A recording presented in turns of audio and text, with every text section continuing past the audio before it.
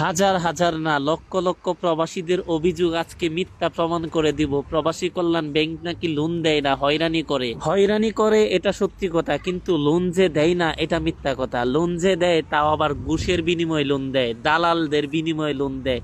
এটা আমি আজকের ভিডিওতে প্রমাণ করে দেব কত টাকা লেগেছে আমার এই লোনটা করতে, কোথায় কোন জায়গায় সরকারকে কত জায়গায় ট্যাক্স দিয়েছি, কাকে কত টাকায় ঘুষ দিয়েছি, কিভাবে লোন নিতে হয়, প্রসেসটা সম্পূর্ণ প্রসেস এই ভিডিওতে দেখাবো এবং এই ভিডিওতে বলবো, সরাসরি দেখাবো আমার কাছ থেকে কত টাকা নিয়েছে।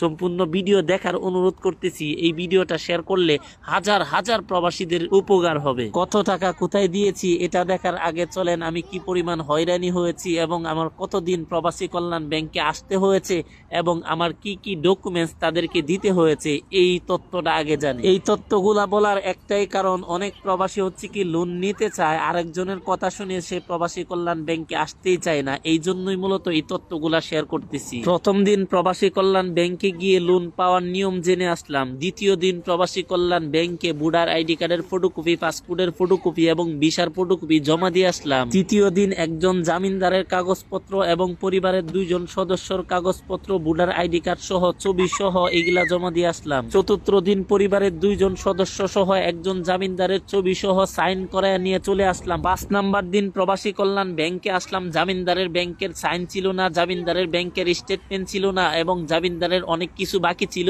এইগুলা জমা দেওয়ার জন্য 5ম দিন প্রবাসী কল্যাণ ব্যাংকে আমি আবারও আসলাম। সর্বশেষ 6 নাম্বার দিন প্রবাসী কল্যাণ ব্যাংকে যখন আসলাম, আসার পরে বলতেছে আমার ব্যাংকের কোনো অ্যাকাউন্ট আছে কিনা। আমি বললাম নাই। তাদের মাধ্যমে রূপালী ব্যাংকে একটা অ্যাকাউন্ট করলাম। অ্যাকাউন্ট করার পরে চেক বইয়ের পাতা লাগবে, ওই চেক বইয়ের পাতা নিয়ে আসা করলাম। আনার পরে বলতেছে স্টাম্পের জন্য 1500 টাকা দিতে হবে, চা পানের জন্য 1002 টাকা দিতে হবে, সবকিছু মিলিয়ে 2000 টাকা দিয়েছি। এই টাকার কোনো ব্রাউচার পাই নাই। তারপরে সর্বশেষ যেদিন আমাকে চেক দিবে সেদিন আমার কাছ থেকে 7500 টাকা নিয়েছে। দেখুন, 7500 টাকা। অফিসারের নিজের মুখে আপনারা শুনেছেন 7500 টাকা দেন বলেছে, কিন্তু দুঃখের বিষয় হচ্ছে কি এই টাকাটা কিন্তু তাদেরকে আমি ঘুষ দিতেছি না। এই টাকাটা প্রবাসী কল্যাণ ব্যাংক থেকে লোন তুললে ব্যাট এবং ট্যাক্স, আমার বিমা সহ এগুলা নাকি সরকারি তরফে নিয়ে যায়, সরকারে কেটে নিয়ে যাবে ব্যাট হিসাবে। এই জন্যই আমি নির্দ্বিধায় হচ্ছে কি 7500 টাকা তাদেরকে দিয়ে দিলাম এবং 7500 টাকার একটা ব্রাউচারও তারা আমাকে দিয়েছে।